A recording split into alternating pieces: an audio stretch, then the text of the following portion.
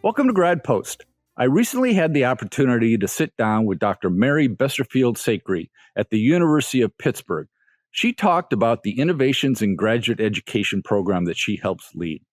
She was also gracious enough to tell us a little bit about her career and how obtaining a PhD in engineering can lead one to a career in educational research. Mary, can you take a few minutes to tell us more about your academic background and your career trajectory? Yeah, so I'm actually industrial engineering. I have focused my career around engineering education research, and how it came about is working as a PhD student. I got put on an NSF project to redesign curriculum, having worked in more of a traditional research area and then being put on this as a project. I'm like, oh my gosh, what am I doing here? This isn't engineering. And, the more I thought about it, it's like you be part of the problem or you're part of the solution. And I chose the latter.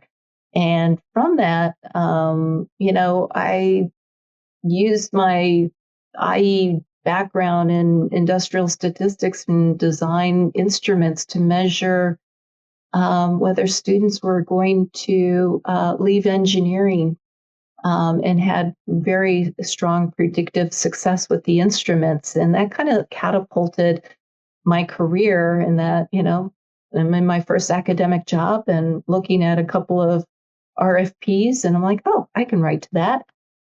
Wrote it, got it on the first try, saw another RFP and that addressed engineering education research, wrote it, got it on the first try, and kind of went down that path and said, I'm either going to go down this path and be successful or I won't. And so that's kind of, in the short, that's how I became where I am.